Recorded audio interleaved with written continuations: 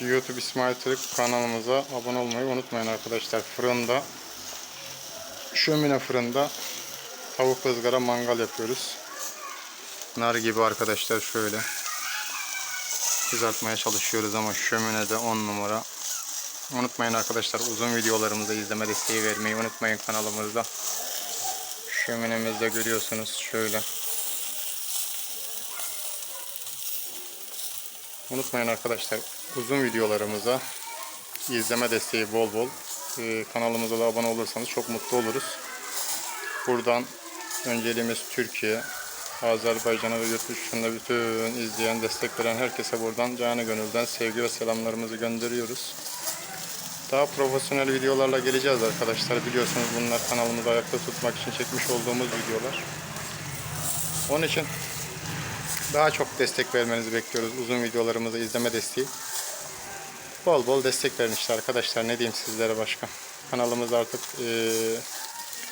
yüksek düzeylere ilerlemeye başladı. Avrupa'nın her bölgesinden izlenmeye başladık artık. Daha profesyonel videolarla geleceğiz. Daha güzel show videolarımızla da geleceğiz arkadaşlar. Onun için bol bol yorum, izleme, abone olmayı unutmayalım. Biliyorsunuz kanalımız İsmail Türk YouTube kanalı. Kanalımıza buradan bayağı destek verdiniz. Çok sağ olun bunun için. Kanalımız dünyaya açılıyor arkadaşlar. Onun için bol bol izleme desteği, yorum desteği falan fıstık işte bildiğiniz gibi. Şöyle biraz çevirelim bakalım. Oo, nar. Biraz da diğerini çeviririz, olur. Narmar. Evet arkadaşlar, yardımcılarımız da var biliyorsunuz. Öyle işte arkadaşlar.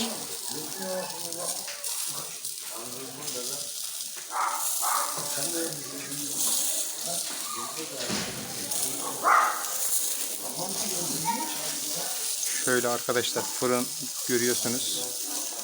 Şömine yani.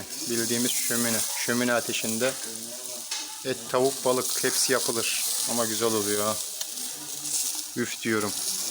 Oo, nar. Bu da şadır almışız. Aynen şadıra.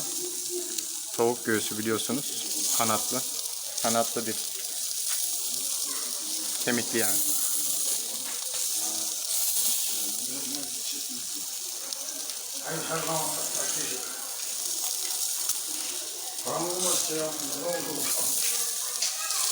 Sadece 800'lükse kralına mı? 800'lükse alamıyorsun da bir şey mi?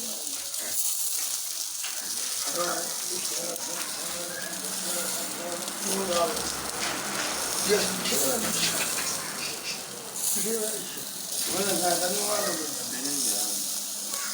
Geliyorum. Aşağı mı ya? Yansın ortalık. Yansın, ver ateşi. Numan Ali.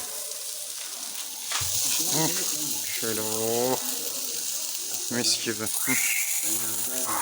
Şöyle. Hayır basma. Bak yan başımız da var burada.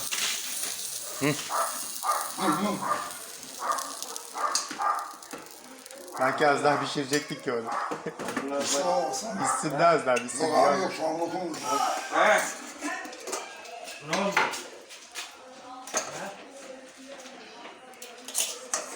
Ben işte bunlar bir şey